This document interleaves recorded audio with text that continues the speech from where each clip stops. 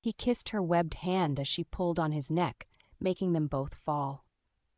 "This rain isn't going to last forever," she whispered, as he covered them with the white fur, as he chuckled, as growls and animal-like moans were heard about.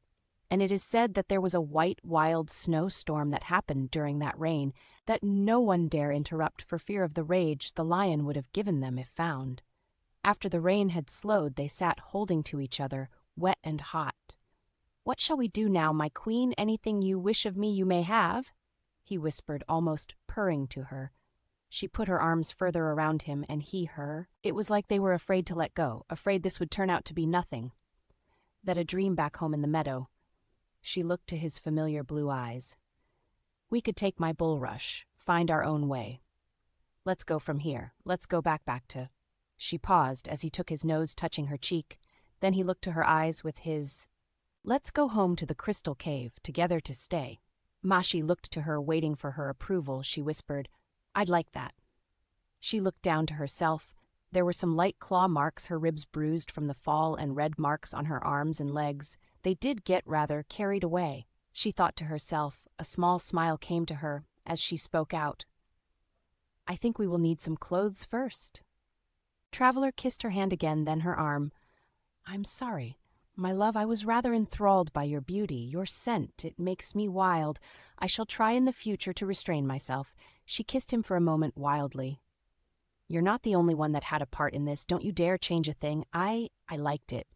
She looked about, "But you are right. We cannot leave like this." He looked to himself, and fear covered her face as she continued, "And we can't go to the camp like this. Someone would know who you were. If your brother saw you, he might." He stopped her, putting his face to hers, his voice so firm.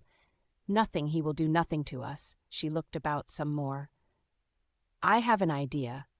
His new wife kissed his lips, taking the fur from him, calling her horse over. She pulled out a knife, cutting it, making a makeshift cloak, and rounding out what she could of the back as pants, cutting off the tail, her hands moving swiftly at the task.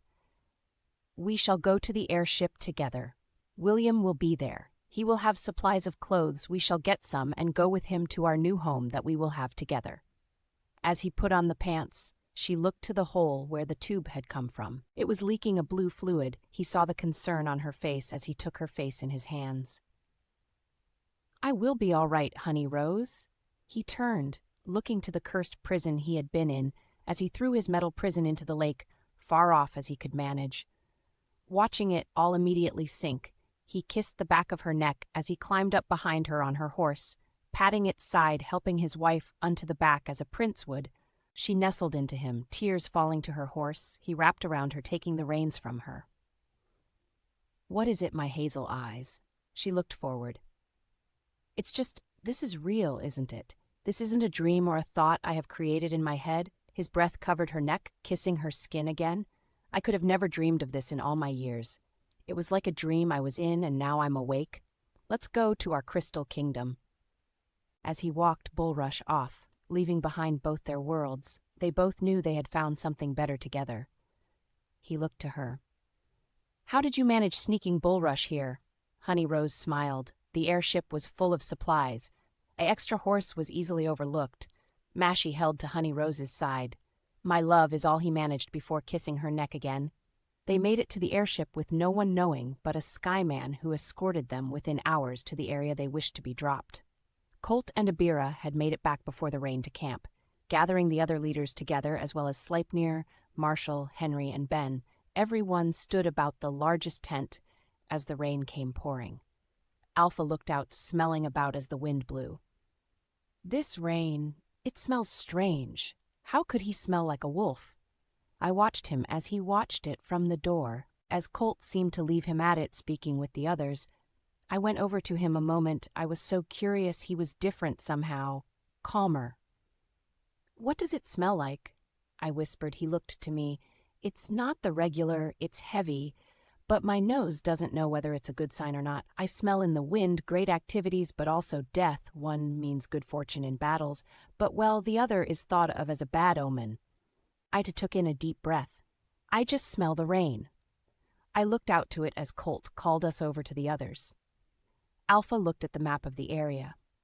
Seems we will be going through the gates then. There is no other way in or out, and that will be what they are wanting. I looked to Colt.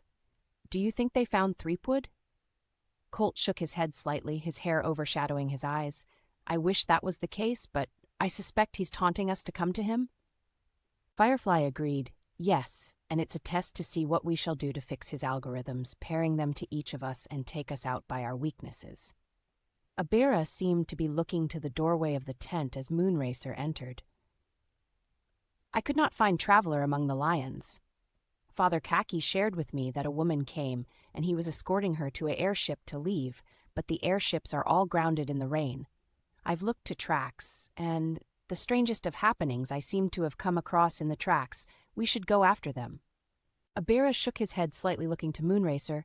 It's not of importance. He made his choice, and I shall bear it. But, Father... Moonracer tried to speak, but Abira yelled out, slamming down his fist. This is not the time to be wandering off. Now, let me figure out what needs to be done with what and who we have. Moonracer slightly bowed. Yes, Father. Abira rarely raised his voice as he calmed it. Sorry for the interruption. It appears I will be needing a horse. Colt patted him slightly on the back. I think you already have found a fine one of those. It is yours. Abira listened to the talking quietly. Alpha, his mind was on other things. Ben and Marshall arguing with each other as usual. Firefly, her mind in many thoughts. Henry tried to speak up. William was talking quietly to Slefnir, speaking on something about the sky. Foam was putting her hand to the rein as she stayed quiet. She had no wish to join it on such off talks. I finally looked to them all. You all have got to stop. They all looked to me oddly, as well as Colt. I shook my head. You all tell me when I'm being reckless and stupid. Well, now I'm telling you all are being just as stupid, if not more. Look to your inner selves. Are you really planning a battle plan, or are all of you thinking on other matters first?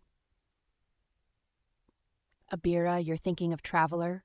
Firefly, you're thinking on the vial, not to mention the test, and Alpha, your head stuck in the sense about for good omens or bad.